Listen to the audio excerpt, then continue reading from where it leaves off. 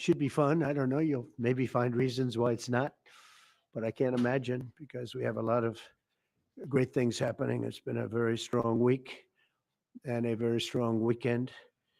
Uh, Before we begin, let me say a few words about the historic events that took place over the last few days. On Saturday, my administration helped broker a full and immediate ceasefire, I think a permanent one, between India and Pakistan, ending a dangerous conflict of two nations with lots of nuclear weapons. And they were going at it hot and heavy, and it was seemingly not going to stop.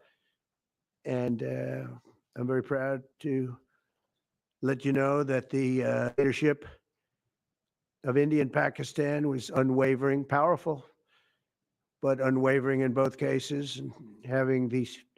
They really were, from the standpoint of having the strength and the wisdom and fortitude to fully know and to understand the gravity of the situation. And we helped a lot. And we helped also with trade. I said, come on, we're going to do a lot of trade with you guys.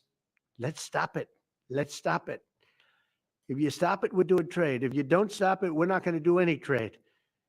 People have never really used trade the way I used it. That I can tell you. And all of a sudden they said, I think we're going to stop. And they have. And they did it for a lot of reasons, but trade is a big one. We're going to do a lot of trade with Pakistan. We're going to do a lot of trade with India. We're negotiating with India right now. We're going to be soon negotiating with Pakistan. And we stopped the nuclear conflict. I think it could have been a bad nuclear war. Millions of people could have been killed. So I'm very proud of that. I also want to thank Vice President Vance and Secretary of State Rubio for their work and efforts. They worked very hard on that. We also, as you know, created a situation where the Houthis, for the first time ever, have ceased firing, and they've let it be known that they're not going to be firing at American ships anymore, not going to be firing at Americans anymore. This was a heavy barrage that lasted for approximately 50 days. And as you know, they've been in war essentially for forever. But over the last 10 years, they've been very difficult for other countries. Nobody was able to do what we did. But they stopped, and we take their word for it. Their surrogates and them directly said, we don't want to do this anymore. And so we were satisfied with that. In addition, yesterday we achieved a total reset with China after productive talks in Geneva. Both sides now agreed to reduce the tariffs imposed after April 2nd to 10% for 90 days as negotiators continue on the larger structural issues. And I want to tell you that a couple of things. First of all, that doesn't include the tariffs that are already on, that are our tariffs, and it doesn't include tariffs on cars, steel, aluminum, things such as that, or tariffs that may be imposed on pharmaceuticals, because we want to bring the pharmaceutical businesses back to the United States, and they're already starting to come back now based on tariffs because they don't want to pay 25, 50, or 100% tariffs, so they're moving them back to the United States. I spoke to Tim Cook this morning, and he's going to, I think, even up his numbers, $500 billion. He's going to be building a lot of plants in the United States for Apple. And we look forward to that. I really do look forward to that. But the talks in Geneva were very friendly. The relationship is very good. We're not looking to hurt China. China was being hurt very badly. They were closing up factories. They were having a lot of unrest. And they were very happy to be able to do something with us. And the relationship is very, very good. I'll speak to President Xi maybe at the end of the week. We have some other things we're doing. But one of the biggest things that we're doing, and I don't know if people realize this, but we made a great deal with China, great trade deal. But it was a much bigger deal originally, and then they canceled it right in the last day. Some of you faces I remember were there when that happened. I remember you. And we had a deal where they opened up their country to trade with the United States. and they took that away at the last moment, and then I canceled the whole thing. And then 6 months later, we ended up doing a smaller deal, but it was a big deal. It was $50 billion worth of product that they were going to purchase from our farmers, et cetera. And we agreed to that. People thought it was 15 because they were doing 15. We made it 50 because I misunderstood the 15. I said, you got to get 50. Because when I asked, if you remember the story, when I asked, what are we doing with them? My Secretary of Agriculture at the time, Sonny Perdue, said, sir, it's about 15 billion and we're asking for 15. And I thought he said 50. So I said, so they came back with the deal at 15. And I said, no way, I want 50 because you said 50. They said, sir, we didn't say that. Anyway, bottom line, I said, go back and ask for 50. And they gave us 50. And they were honoring the deal. And we would call them up a lot for the corn and for the wheat and for everything. They were honoring the deal. And then when Biden got in, they no longer honored the deal. There was nobody to call. I would call on an average of once every 2 weeks to say, come on, you have to speed it up a little bit. And our farmers were doing great. I said to them, buy more land and bigger tractors, if you remember. That's what happened. But the deal was a very good deal. But the best part of the deal was that we opened up. China agreed to open itself up to American business to go in. And it would have been a great thing, I think, for China. They would be able to see things that they haven't seen. They would be able to buy products that they have never been able to buy. Would have been great for American business. I think it would have brought unity between China, better unity between China and the States. And the bottom line is that they canceled it the last day. We were all set to sign it. And then I went a little bit angry. I got a little angry. I said, they canceled the deal. The deal was done. It was all ready to be signed. And people went over, they came back to me, sir, they don't want to sign the opening up China. Well, the biggest thing that we're discussing is the opening up China, and they've agreed to do that, but it's going to take a while to paper it. You know, that's not the easiest thing to paper. But that's the single, I think, to me, some people would disagree. Some people would say we're getting a lot of money with tariffs or whatever. But, you know, especially when you add what we already have, because remember, we're already getting the 50% on steel and different things. That's not included in these numbers. So you can add that. But the biggest thing to me is the opening up. I think it would be fantastic for our businesses if we could go in and compete with China. It would be a lot of jobs for China. It would be, I think, at a time when they can frankly use the jobs. And that's what we're talking about. So that's a very, very important element to add. So when Scott, I watched him speak the other day, and I think he didn't want to say it, but I said, it's okay to say it. Look, if we don't get it, we don't get it. But if we don't get it, it won't be a positive thing. But if we do get it, I think it's maybe the most important thing to happen. Because if you think about it, we opened up our country to China. They have very few restrictions. And they didn't open their country to us. Never made sense to me. It's not fair. And they've agreed to open China, fully open China. And I think it's going to be fantastic for China. I think it's going to be fantastic for us. And I think it's going to be great for unification and peace.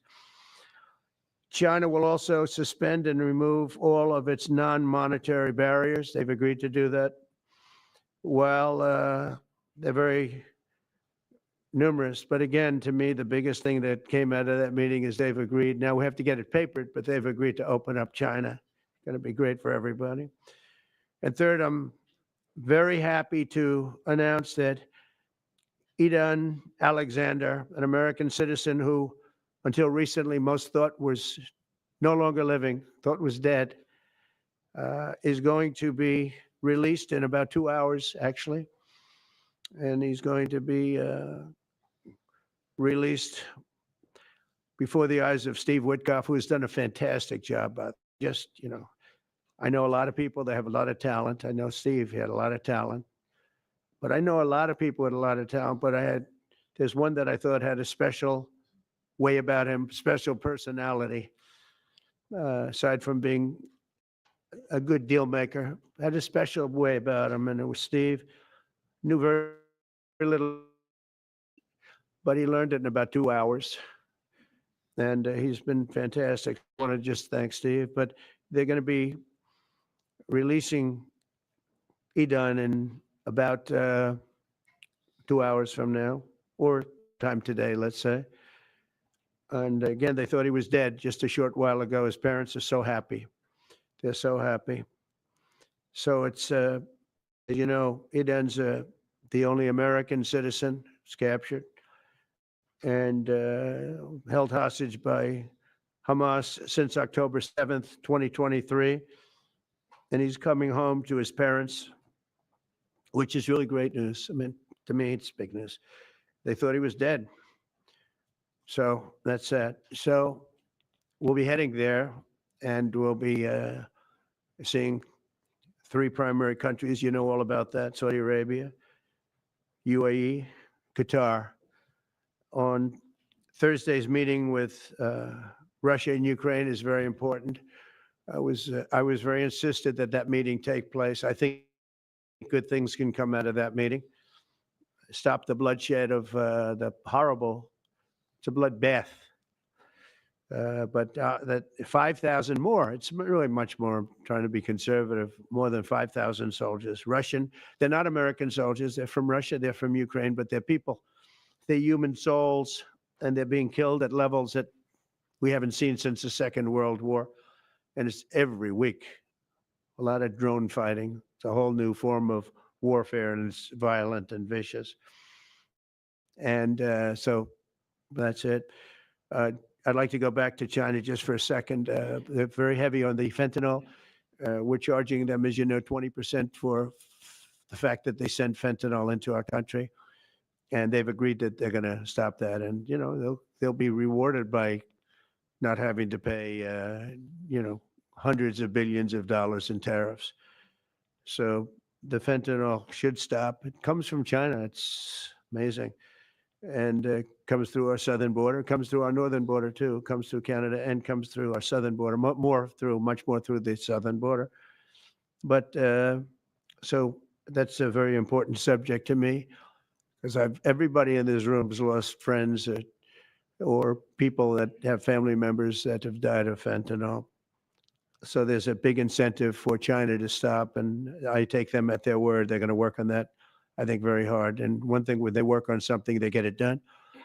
So now I'm about to depart on a historic visit. Some of you are going with us to, as I said, Saudi Arabia, Qatar, and United Arab Emirates. Before I do, I'll sign one of the most consequential executive orders in our country's history. I don't think there's ever been anything signed like this, certainly not with respect to healthcare, nothing even close. I'm delighted to be joined on this occasion by Secretary of Health and Human Services, Robert F. Kennedy Jr., who is doing a really good job, I have to tell you that. CMS Administrator, a friend of mine, Dr. Mehmet Oz, is an amazing guy. I was telling Bobby before, Oz had a very successful show, but it hurt his reputation. Because when you're in show business, it hurts your reputation a little bit. It's good for you, but in terms of professionalism and being a doctor, it sort of hurts your reputation. This guy went to the best schools, was the best, top of the line. Then he did a television show, became a success, made a lot of money, all that stuff, but it sort of hurt him. And you know who I compare that to? I hate to say this, but a special woman, Jeanine Pirro. She was the toughest, smartest DA, maybe in our countries, in our cities and states history, New York. She was really tough, really sharp. Then she did a show, and people didn't think of her quite the same way. She became more of an entertainment person, like Oz. Oz is not an entertainer. He's not really an entertainer, if you know the real story. And she isn't either. She is unbelievable. She was one of the strongest district attorneys in the history of New York, highly respected, very tough, went after the drug dealers at a level that you don't see today anymore. And hopefully she's given up she's leaving the #1 show on cable television, one of the #1 shows on television, period, The Five, but they've got great people left behind, but she was a big part of it. And so I equated to that. Jeanine Pirro is unbelievable. FDA Commissioner Dr. Marty McCary, with a reputation that's second to none, and the job he's doing already has been fantastic. Thank you, Marty. And Director of National Institute of Health, Jay Bhattacharya, who has been, as you know, from Stanford, so highly regarded, and have all been working with us very hard on this. And the question they would ask, being a little bit new to the government aspect of it, is why doesn't somebody fight the drug price situation, meaning equalization? There's a term, it's called equalization. Nobody wants to mention that term. And I'm not knocking the drug companies. I'm really more knocking the countries than the drug companies, because they're forced to do things. But the drug lobby is the strongest lobby in this country. They say, the drug lobby. It's between that and lawyers. And they have a lot of power. But starting today, the United States will no longer subsidize the health care of foreign countries, which is what we were doing. We're subsidizing others' health care. Countries where they paid a small fraction of what for the same drug that what we pay many, many times more for. And we'll no longer tolerate profiteering and price gouging from Big Pharma. But again, it was really the countries that forced Big Pharma to do things that, frankly, I'm not sure they really felt comfortable doing. But they've gotten away with it, these countries. European Union has been brutal. And the drug companies actually told me stories. It was just brutal how they forced them. And European Union suing all our companies, Apple, Google, Meta. They're suing all of our companies. They end up, they have judges that are European Union centric, and they get rewarded 15 billion, 17 billion, 20 billion, and they use that to run their operation. Not going to happen any longer, that I can tell you. So what's been happening is we've been subsidizing other countries throughout the world, not just in Europe, throughout the world. European Union was the most difficult, from what I understand. I mean, I'll tell you a story. A friend of mine who's a businessman, very, very, very top guy. Most of you would have heard of him. A highly neurotic, brilliant businessman, seriously overweight, and he takes the fat shot drug. And he called me up and he said, President, he calls me, he used to call me Donald, now he calls me President, so that's nice respect. But he's a rough guy, smart guy, very successful, very rich. I wouldn't even know how we would know this, but because he's got comments. President, could I ask you a question? What? I'm in London, and I just paid for this damn fat drug I take. I said, it's not working. They said, I just paid $88. And in New York, I pay $1,300. What the hell is going on? He said, so I checked, and it's the same box, made in the same plant, by the same company. It's the identical pill that I buy in New York. And here I'm paying $88 in London. In New York, I'm paying $1,300. Now, this is a great businessman, but he's not familiar with this crazy situation that we have. But he was stunned. But it was just one of those stories. And I brought it up with the drug companies, represented by somebody who's very, very smart, good person too. And we argued about it for about half hour. And then finally he just said, because they can't justify it, he just said, look, you got me. You got me.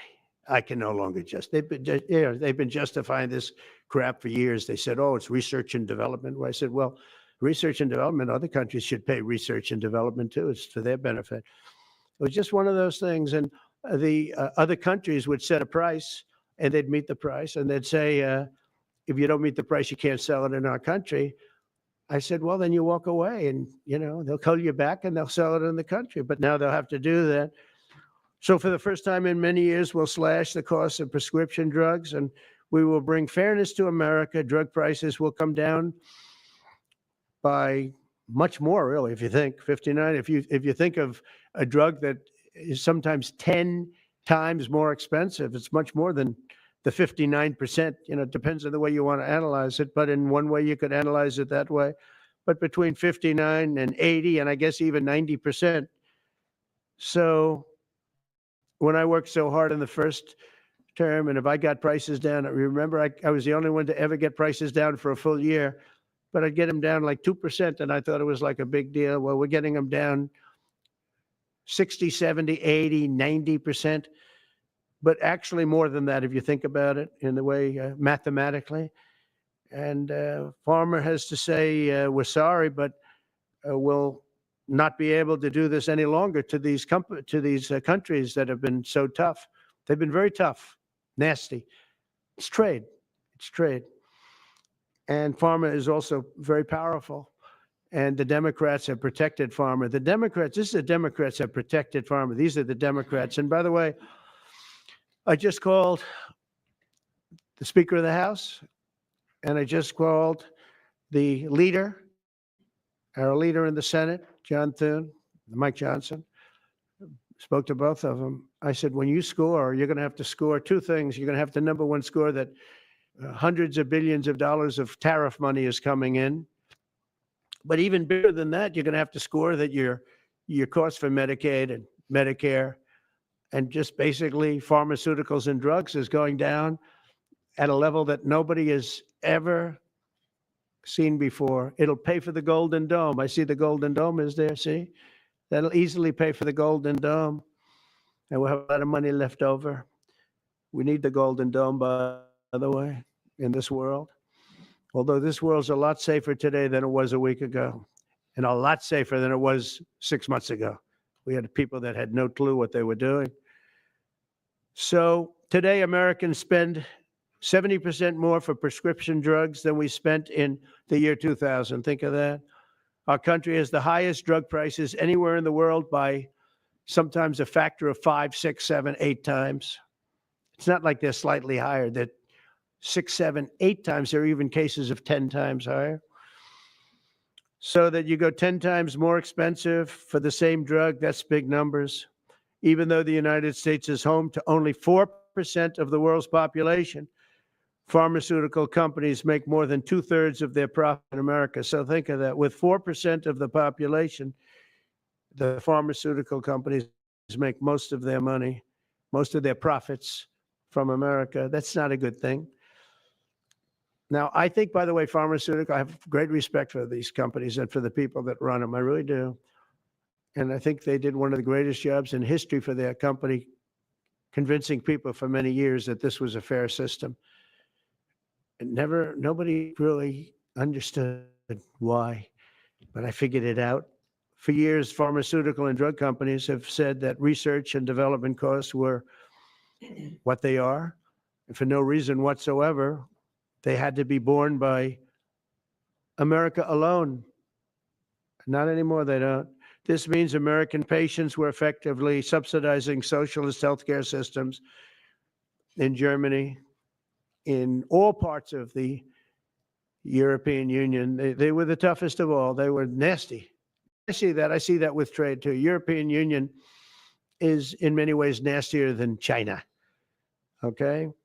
And we've just started with them. Oh, they'll come down a lot. You watch. We have all the cards. They treated us very unfairly. They sell us 13 million cars. We sell them none. They sell us their agricultural products. We sell them virtually none. They don't take our products. That gives us all the cards, and very unfair. So they're going to have to pay more for health care, and we're going to have to pay less. That's all it is. And believe it or not, because it's really the world we're talking about, not just the European Union, but because it's the world, the numbers are for the healthcare company not as bad as you would think. They'll make the same. I think the healthcare companies should make pretty much the same money. I really don't believe they should be affected very much, because it's just a redistribution of wealth. It's a redistribution where it could be the same top line, but it's going to be distributed differently. Europe's going to have to pay a little bit more.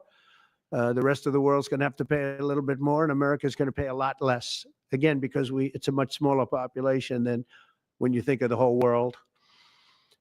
So basically what we're doing is equalizing. There's a new word that I came up with, which I think is probably the best word. We're going to equalize, where we're all going to pay the same. We're going to pay what Europe's going to pay. We're going to all pay. Now, there may be some countries in dire need, and I would be willing to sacrifice that.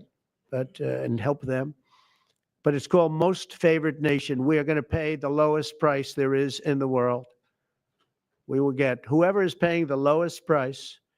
That's the price that we're going to get. So remember that. So we're no longer paying 10 times more than another country. Whoever is paying the lowest price, we will look at that price and we will say that's the price we're going to pay. Most favored nations. That's what it is. One breast cancer drug costs Americans over $16,000 per bottle, but the same drug from the same factory, manufactured by the same company, is 1/6 that price in Australia and 1/10 that price in Sweden. 1/10 for the identical product.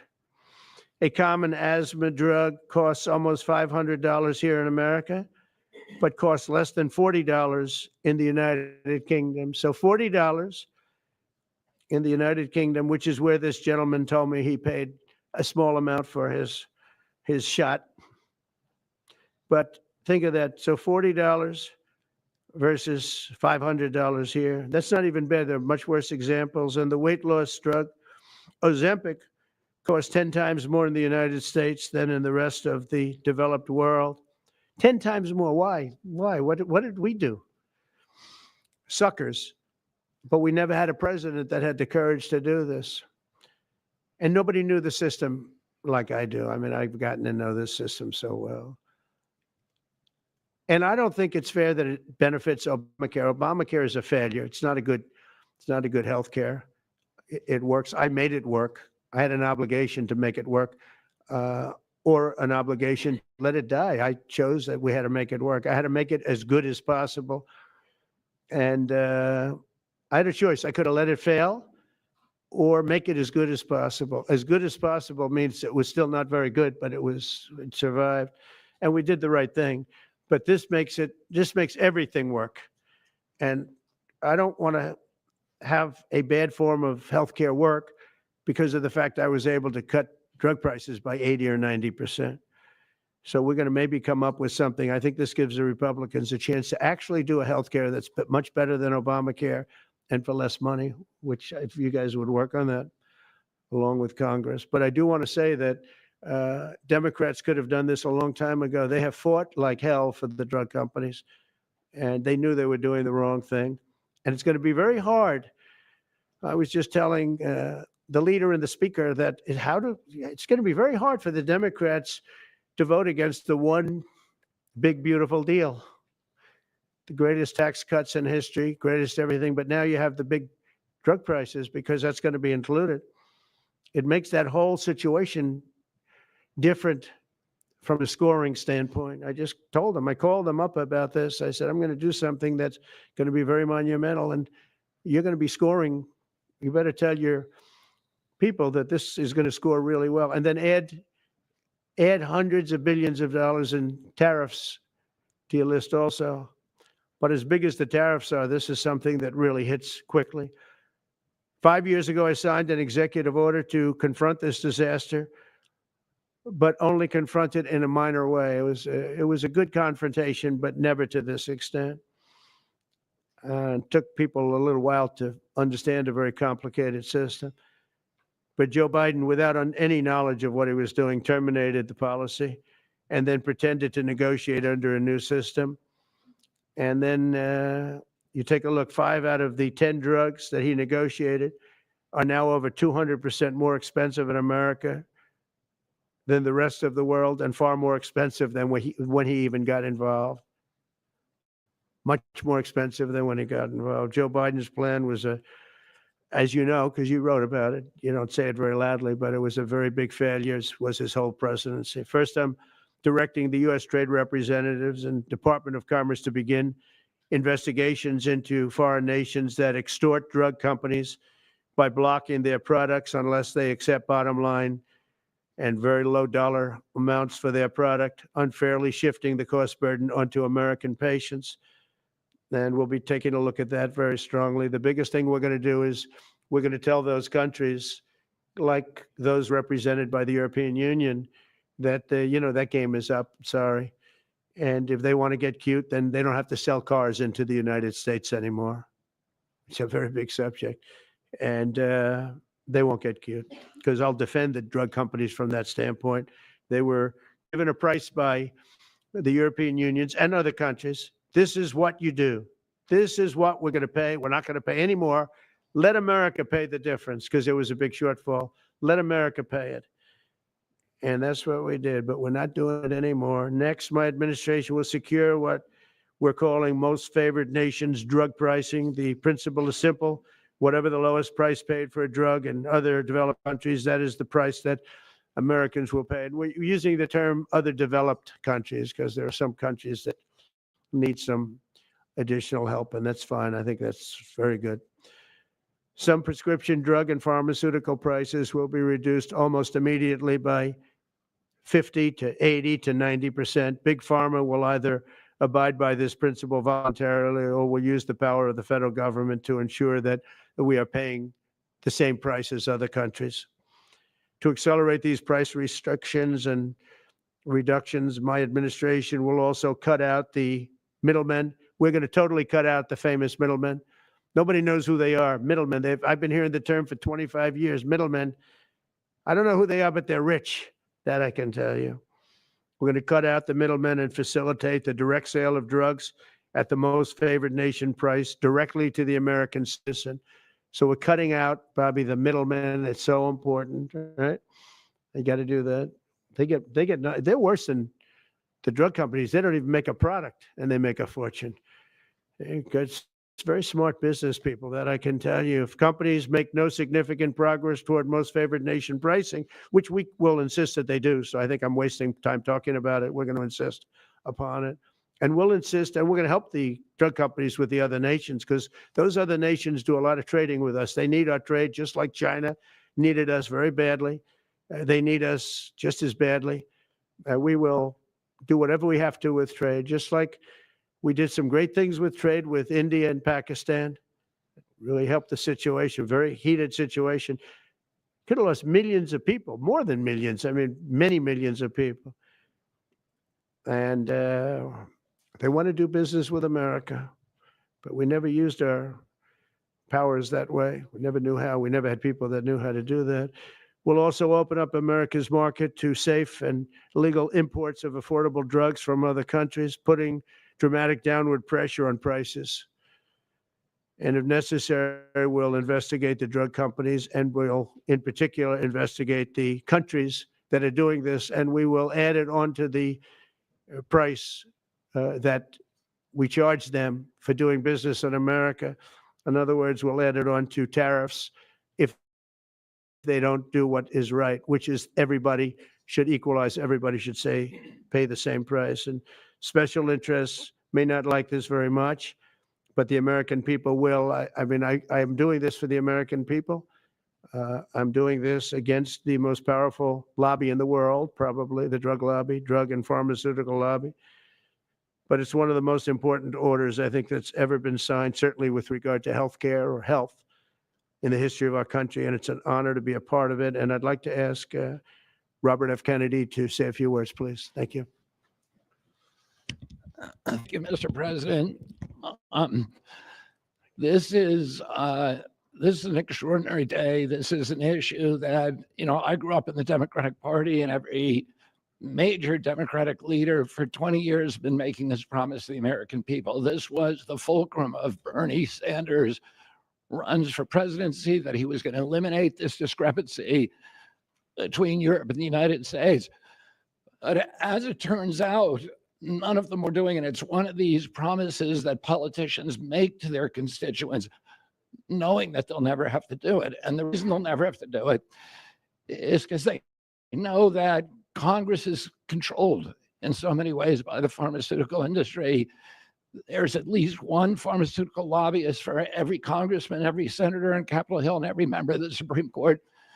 By some estimates, 3. Pharmaceutical companies, the industry itself spends 3 times what the next largest lobbyist spends on lobbying. So this was an issue that people talked about, but nobody wanted to do anything because it was radioactive. They knew you couldn't get it by Congress. We now have a president who is a man of his word, who has the courage. President Trump was taking money from the pharmaceutical industry too. I think they gave you $100 million, but he can't be bought, unlike most of the politicians in this country. And he is standing here for the American people. I don't know what, there's writers like Lord Elizabeth Warren or Robert Reich who are saying that President Trump is on this side of the oligarchs. There has never been a president more willing to stand up to the oligarchs than President Donald Trump. And I'm very, very proud of you, Mr. President, for your courage, I'll say, because I don't want to be crude, your intestinal fortitude, your stiff spine, and your willingness to stand up for the American people. We have 4.2% of the world's population. Our country represents 75% of the revenues for pharmaceutical companies. We spend in our country $1,126 per capita on drugs. In Britain, they spend about $240. They spend 1/5 of what we do. And this is true across Europe. And the drug companies, Europeans, if you ask them, it made no sense what they were saying. America has to pay for this innovation or it's not going to happen. What President Trump is saying to our European partners is you got to raise the amount that you're paying for those drugs and pay for your share of the innovation. That the United States is no longer subsidizing that. If the Europeans raise the price of their drugs by just 20%, that is $10 trillion that can be spent on innovation, and the health of all people all across the globe is going to increase because we're going to have better products. So I'm just so grateful to be here today. I never thought that this would happen in my lifetime. I have a couple of kids who are Democrats, are big Bernie Sanders fans. And when I told them that this was going to happen, they had tears in their eyes because they thought this is never going to happen in our lifetime. And we finally have a president who's willing to stand up for the American people. Thank you. And Dr. Oz. Thank you, Secretary Kennedy.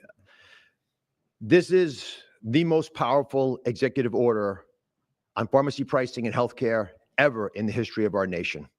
And it's only happening because we have a president with the fortitude, the guts to stand up to the withering criticism and lobbying that's going to occur as soon as folks hear about the executive order. So on behalf of the child in Philadelphia who's got an autoimmune disease with $1,000 a month drug, or the older woman in Los Angeles who's on a blood thinner who can't afford her copay, I want to thank President Trump. God bless you for having the guts to take on this industry. Thank you, sir. Thank you very much. So let's talk about the details a little bit. And this is primarily about equalization, as President Trump said. It's about fairness. Think of NATO as a metaphor. When President Trump said, you've got to pay a little more so it makes sense for all of us, they came up.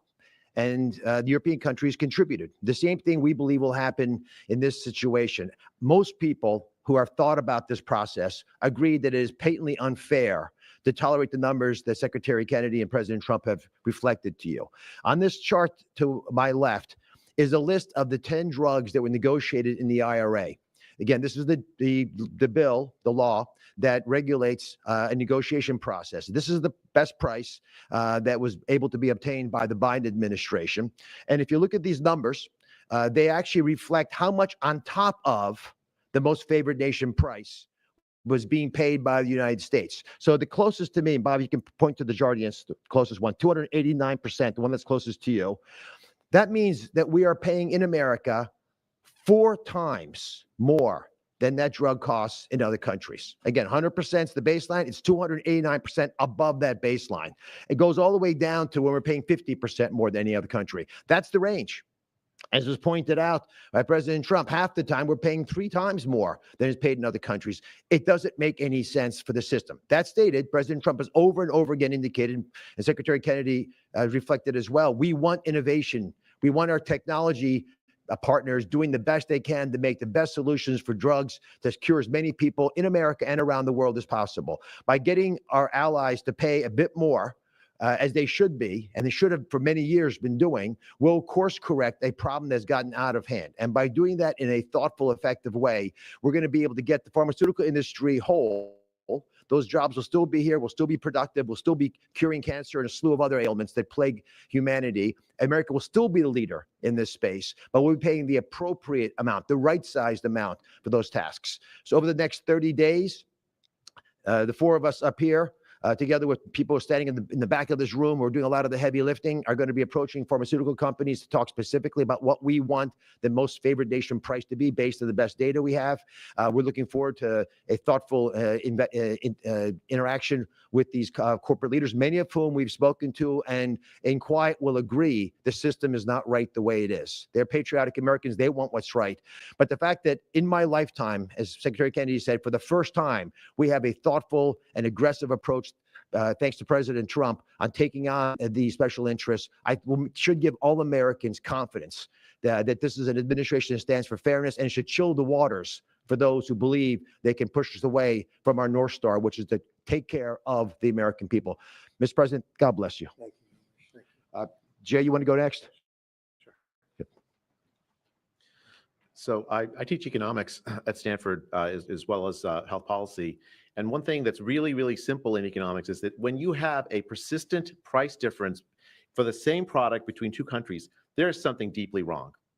And what President Trump has done is a historic measure that should have been done a long time ago.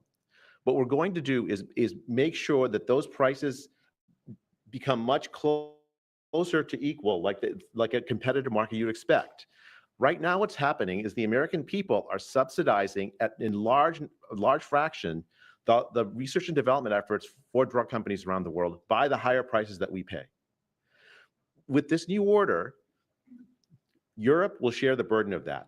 And in fact, if you may think of it as like as somehow it's going after drug companies, actually it's helping drug companies. Because what we're also going to do with this order, what President Trump has done with this order, is he's said to European governments, look, if you are taking advantage of the drug companies by forcing them to charge very, very low prices, we're going to defend American drug companies in Europe. At the same time, we're standing up for the American consumer who's been paying far too high prices for far too long. I can go back decades to point to congressional reports after government report after government report of tremendously high drug prices, much higher than the rest of the world. And nothing has been done about it until this moment. And I'm really, really proud, President Trump, that you have done this. I'm really proud to be included in this and looking forward to the work ahead. Thank you. Thank you, Mr. President. On behalf of the many doctors I've talked to about this very issue, thank you for taking the bull by the horns. Presidents on both sides of the aisle have talked about this and floated it and said they've wanted to do it. So you've had the courage to do it. Thank you. I've been a surgical oncologist at Johns Hopkins for 22 years, and I have seen patients suffer. We didn't take an oath to heal patients and then watch their life get ruined financially with their home, mortgage, retirement, going down the drain with GoFundMe campaigns, raising money from church communities and synagogues and friends they haven't seen in 20 years to try to raise money for what? For a system where Americans have been getting ripped off by 10, 12, 15 times higher prices than we see in other countries. The fundamental problem in healthcare is that we've had non-competitive markets. We can do little things around the edges, or we can transform those markets to competitive markets. And that's what this executive order does today. Imagine buying a Ford for $175,000, a regular car, and then hearing that people in London are buying it for $10,000 every day, all day long. That is the craziness of this system. We're going to do everything we can at the FDA to support this executive order. It's transformative. Thank you, Mr. President. Thank you. Thank you very much. So thank you very much, everybody. It's I think it's a very important day in many ways. You have we'll start with the Houthis. We go to Pakistan and India. We go to what we did with China, the trade deal, and with UK. And by the way, many other deals are coming in very much. At a certain point, we'll just set the price because we know where we are. but we'll just set the price. But world trade is going to be terrific, and our country is going to be making a lot of money. Taxes are going to go down. Taxes are going to go down very, very substantially. But you look at all of the things that we've done, and now today I'm heading over. We'll see what we're going to do with respect to Iran. I think you have very good things happening there too, by the way. I think can't have a nuclear weapon, but I think that they are talking intelligently. We're in the midst of talking to them, and they're right now acting very intelligent. We want Iran to be wealthy and wonderful and happy and great, but they can't have a nuclear weapon. It's very simple. So I think they understand that I mean business, and I think they're being very reasonable thus far. And don't underestimate Thursday in Turkey.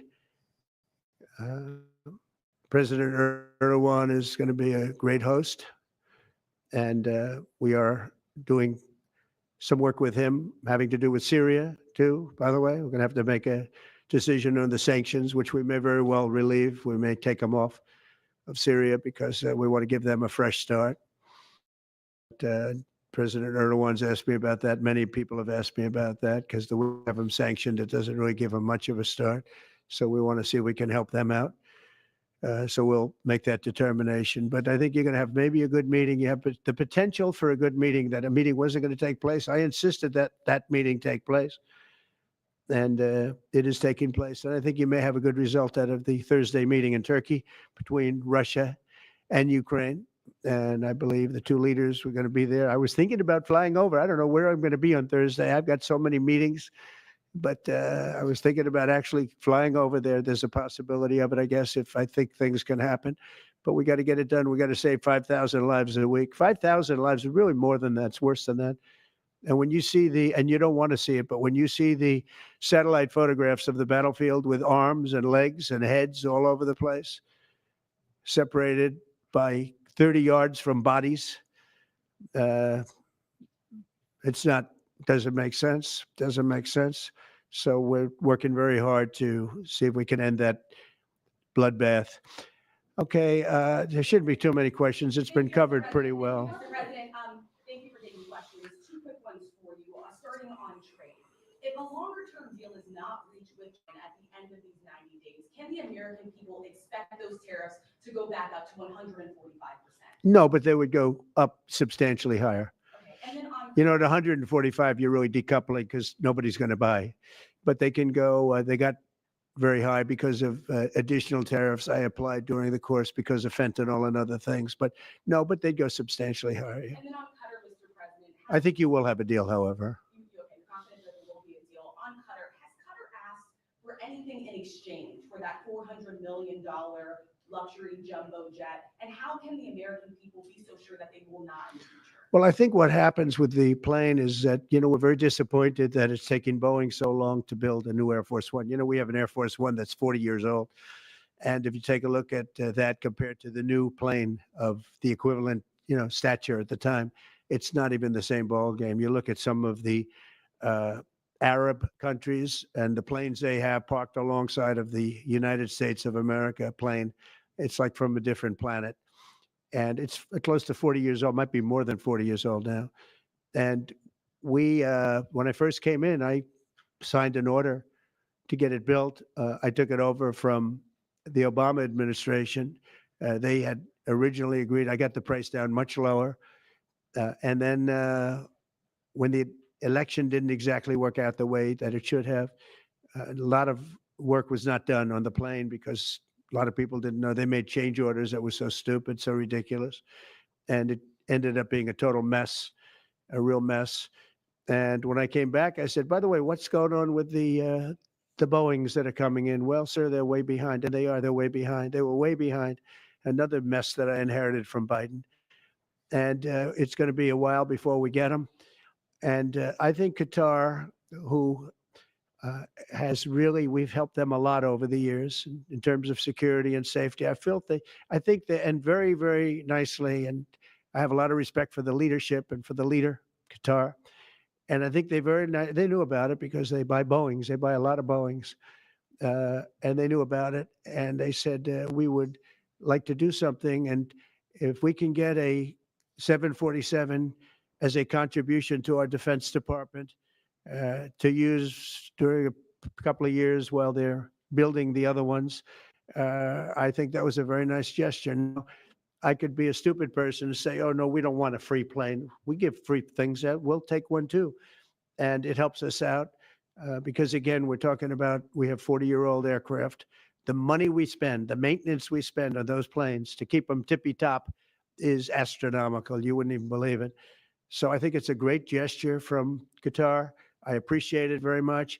I would never be one to turn down that kind of an offer. I mean, I could be a stupid person and say, no, we don't want a free, very expensive airplane. But I thought it was a great gesture. And I think it was a gesture because of the fact that we have helped and continue to, we will continue to, all of those countries, Saudi Arabia, UAE, Qatar, and others, we keep them safe. If it wasn't for us, they probably wouldn't exist right now. And I think this was just a gesture of good faith. And I don't get it. Someday it'll be like Ronald Reagan. They decommission them. You know, they get to a certain age, they decommission them. It'll go to my library. They're talking about going to my library in years out. But I thought it was a great gesture. And it's something that was done by Ronald Reagan. They actually decommissioned the plane and he put it in his library. And it actually has made the library, I think, a Boeing 707. It's actually made the library more successful. So it was good.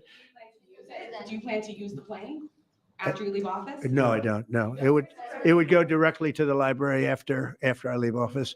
I wouldn't be using it. No. Mr. President, on the hostage, you said that the release of the American hostage, Eden Alexander, is a step in good faith to end this war. Do you expect any progress or perhaps announcement on ceasefire during your trip to the Middle East? We hope that we're going to have other hostages released too, as you know. So when I met with the hostages 3 weeks ago that were there for quite a while, you remember the 10 people that came in, mostly young people, 1 or 2 were a little bit older. They were explaining the trials and tribulations. I mean, they went through hell. And I said, how many are there? They said 59.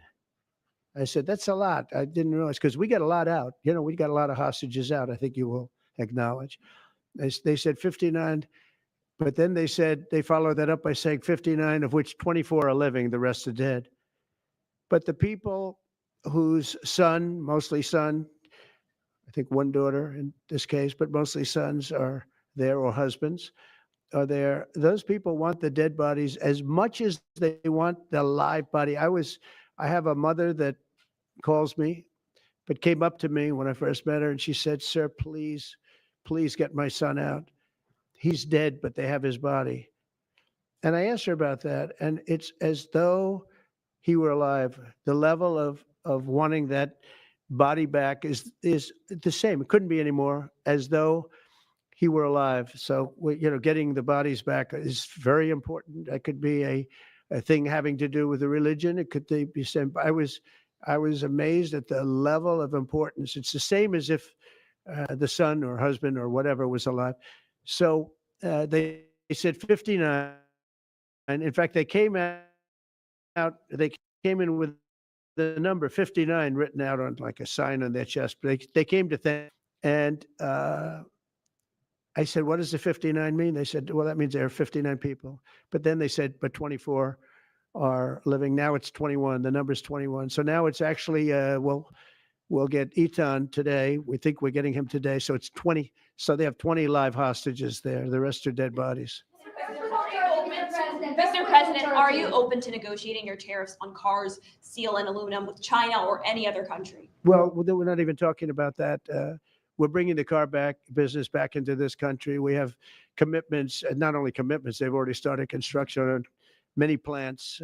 They've left Mexico in a few cases. In a few cases, they've left Canada. They're not going to build in Canada. They're going to build here because we have the market, and the tariffs have been amazing. The election and the tariffs. November 5th was a big day, and on top of that, of course, you wouldn't have the tariffs without the election, I guess, if you look at it. But we have at least 11 committed massive car factories that are going to be built, that are going to be process of being built. and some are going through, some have actually started. We also have renovations of existing factories where they weren't utilizing the full factory from years gone by, and now they're under full renovation. They'll be opening up full factories in a very short period of time.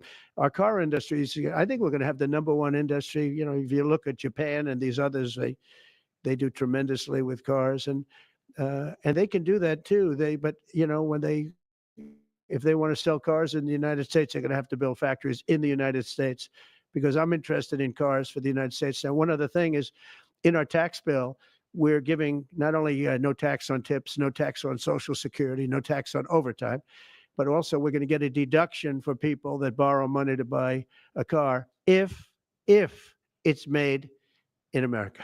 If it's not, we have no interest. On the meeting with, between President Putin as well as President Zelensky, if President Putin doesn't show up to these talks in person in Turkey, will you join Europe in putting higher sanctions on? If I felt it would be important toward getting the deal done, I'm the one that insisted on the meeting. They couldn't get a meeting because one said ceasefire, one said no ceasefire, was going back and forth. I said, look, at this point, we got to stop it. Just go to the meeting. The meeting's been set. Go to the meeting on Thursday. And if I thought it would be helpful, I don't know where I'm going to be at that particular point. I'll be someplace in the Middle East, but I would fly there if I thought it would be helpful. Yeah, please. Refugees. I want to ask you about South African refugees. Dozens of Afrikaners who claim discrimination in their home country are heading to the United States, Right. where your administration is going to welcome them as refugees. Now, this comes as you've halted virtually all refugee admissions for people fleeing famine and war from countries like Sudan and the Democratic Republic of Congo. Why are you creating an expedited path into the country for Afrikaners but not others? Because they're being killed, and we don't want to see people be killed. Now, South Africa leadership is coming to see me, I understand, sometime next week.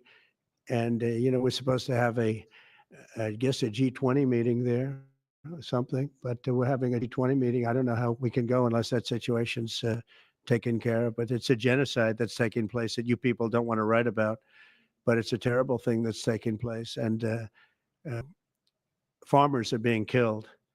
They happen to be white, but whether they're white or black makes no difference to me. But white farmers are being brutally killed, and their land is being confiscated in South Africa. And the newspapers and the media, television media, doesn't even talk about it. If it were the other way around, they talk about it. That would be the only story they talk about. And I don't care who they are.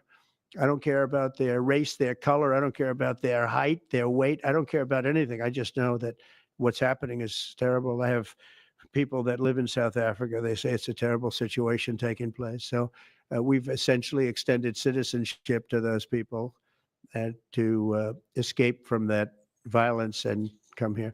Yeah.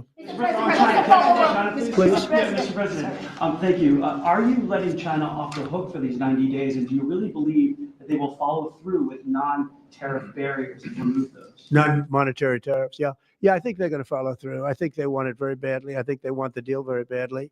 Again, this doesn't include the steel tariffs that I put on a long time ago that Biden tried to get off, but he couldn't get them off because it was too much money. You know, I took in hundreds of billions of dollars from China, what a lot of people don't know, but we put on the tariffs originally. And if I didn't do that, we wouldn't have a steel industry today. Now we have a thriving steel industry. It'll be thriving much more with what we're doing because this is the next level. But it doesn't include that, doesn't include cars, doesn't include pharmaceuticals when we do that.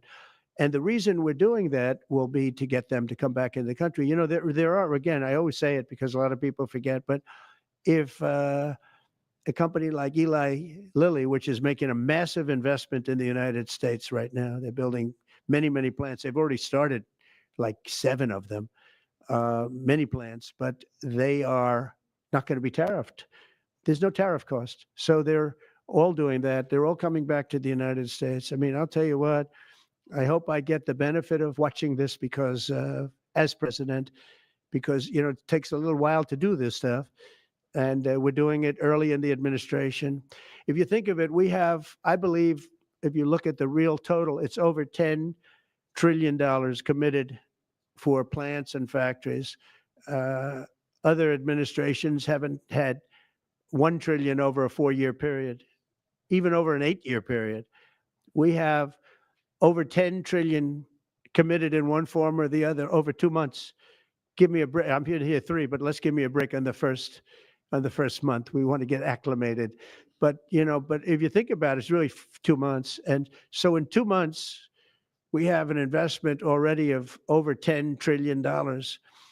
And other presidents haven't had that done over a year, over 4 years in some cases. It's unprecedented. There's never been anything like it. It's a very exciting time in America. Thank you very much, everybody. Thank you. Who's in charge of the budget bill while you're gone, sir? Mr. President, are you ready to impose sanctions on Russia?